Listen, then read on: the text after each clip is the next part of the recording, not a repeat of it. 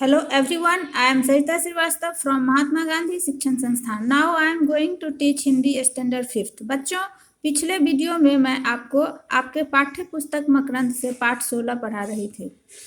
आज मैं इसी पाठ को आगे बढ़ाऊंगी, इसी कहानी को आगे बढ़ाऊंगी. इस कहानी का शीर्षक था मौसम तेरे रंग निराले. अब तक हमने 2 ऋतुओं के बारे में पढ़ा है, एक जाड़े की ऋतु और उसके बाद गर्मी की ग्रीष्म ऋतु के बारे में. अब हम लोग इस कहानी को आगे बढ़ाते हुए चर्चा करेंगे वर्षा ऋतु का, जिसमें एक ये नाटक की तरह इस कहानी में वर्णन किया गया है ऋतुओं का.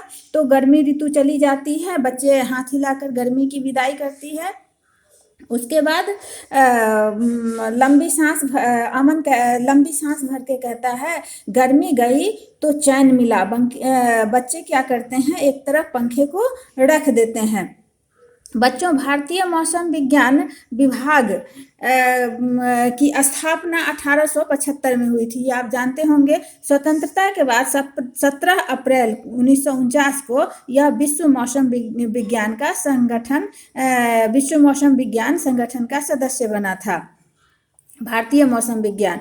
तो ये छोटी छोटी जानकारियां भी आपको रखनी होगी, जो आपको आगे समय में काम देगा. कभी कोई पूछेगा कि बताओ बच्चों कि भारतीय मौसम विज्ञान विभाग की स्थापना किस सन में हुई थी और कब इसे विश्व मौसम विज्ञान में इसका सदस्य बनने का की मान्यता दी गई थी. तो ये आपको याद रखना होगा. तो चलो बच्चों, अब हम लोग आगे गर्मी को विदा करके अब हम लोग ये इसमें प्रवेश करते हैं. देखते हैं कि गर्मी के बाद कौन सी ऋतु आती है. तो अमन भी चैन की सांस लेता है, रिंकी भी. बच्चे सभी पंखे को एक तरफ रख देते हैं. अब सोनाली कहती है कि रिंकी देखो, आकाश में बादल छा गए हैं. रिंकी कहती है लगता है बरसात आने वाली है. अब बच्चों, ये मोहित कहता है कि जल्दी घर चलो, जल्दी घर चलो. उसी क्षण हरी साड़ी पहने एक स्त्री आती है और बच्चों से कहती है कि मुझसे बिना मिले ही घर जा रहे हो बच्चों. अब वो जो स्त्री है, हरी रंग की साड़ी पहनी हुई, वह वर्षा ऋतु है. वह वर्षा ऋतु कहती है बच्चों से कि मुझसे मिले बिना ही घर चले जाओगे. रतन कहता है पूछता है उससे कि आप कौन हैं. तो वर्षा ऋतु कहती है बच्चों कि मैं वर्षा ऋतु हूँ, गर्मी से परेशान लोगों को राहत देती हूँ. अमन कहता है लेकिन बरसात में हमें स्कूल जाने में और खेलने में बड़ी परेशानी होती है.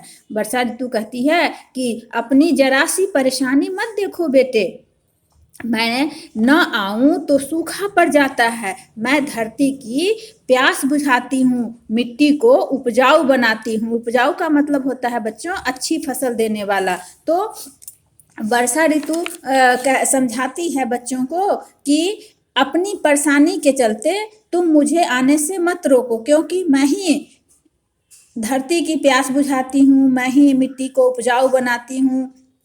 तभी सालों भर तभी हमें उससे अच्छी फसल मिल पाती है. मोहित कहता है हाँ तुम ठीक कहती हो. दादाजी भी कहते हैं कि अच्छी फसल के लिए समय से बरसात का होना बहुत ज़रूरी है. बच्चों, हमारा देश कृषि प्रधान देश है. इसमें 70% आबादी जो है वह कृषि पर निर्भर रहती है. तो अगर अच्छी फसल के लिए अच्छी बरसात नहीं होगी तो फसल अच्छे नहीं होंगे. इसलिए बरसात का होना बहुत ज़रूरी होता है बच्चों. अब अमन कहता है कि बरसात में नहाने में बड़ा आनंद होता है, ये गुण है. अब इसके गुण के बारे में कहता है कि बरसात में नहाने में बड़ा आनंद आता है. पानी बरसते रहता है, बारिश होते रहती है, उसमें बच्चे छमझम झमझम करके नहाते रहते हैं. सोनाली कहती है कि चारों तरफ हरियाली छा जाती है.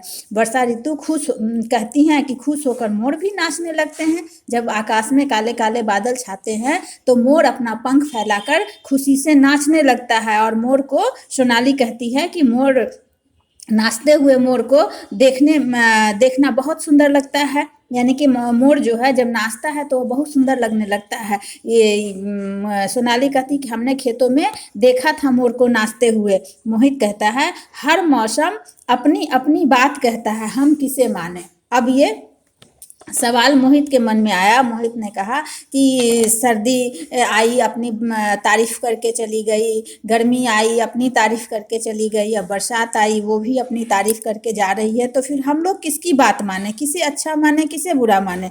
तो वर्षा ऋतु समझाती हैं कि बच्चों हर ऋतु का अपना महत्व है, सब मौसम बराबर होते हैं, कोई किसी से छोटा या बड़ा नहीं होता है, सब ऋतुएं एक दूसरे पर निर्भर होती हैं। निर्भर का मतलब होता है बच्चों आश्रित होती हैं, यही ऋतु चक्र कहलाता है।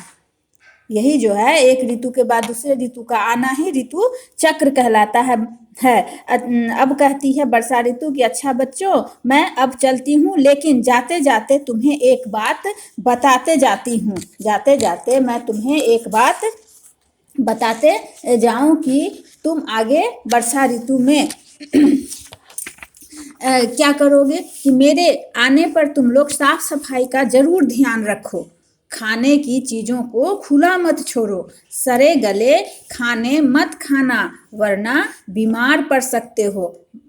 ये वर्षा ऋतु समझाती है कि अगर वर्षा ऋतु के गुण हैं तो उसके कुछ अवगुण भी होते हैं। हर चीज में कुछ गुण होता है तो वो कुछ अवगुण भी होता है बच्चों। तो वर्षा ऋतु अपने अवगुण के बारे में भी बता दी कि अगर मैं आऊँ यानी कि बरसात शुरू होती है तो तुम्हें साफ सफाई पर ध्यान रखना होगा, खाने की चीज़ों को खुला नहीं छोड़ना होगा, क्योंकि उस समय नदी नालों में पानी भरा हुआ रहता है, उस पर मक्खी मच्छर बैठे रहते हैं, वही आकर तुम्हारे खाने में बैठ जाएंगे तो वो सारी गंदगी तुम्हारे खाने में मिल जाएगा। इसीलिए अपने खाने को ढक कर रखो, सड़े गले फल मत खाओ वरना बीमार पड़ सकते हो आप लोग।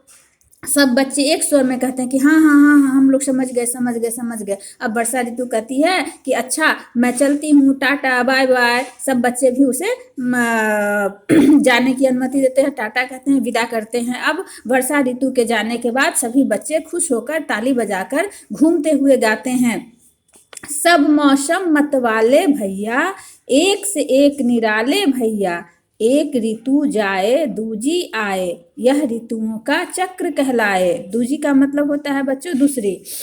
टले न किसी के टाले भैया, सब मौसम मतवाले भैया, सब मौसम मतवाले। तो बच्चों हमारे लिए सारे मौसम अच्छे होते हैं, तो उसमें कुछ गुण भी हैं तो कुछ अवगुण भी हैं, इसलिए हमें हर मौसम का आनंद भी लेना चाहिए और उसमें हर मौसम में अपना ख्याल भी रखना चाहिए। तो बच्चों आज ये कहानी समाप्त होती है। अब हम लोग अगले वीडियो में इस पाठ के प्रश्न उत्तर बनाएंगे। तब तक के लिए धन्यवाद।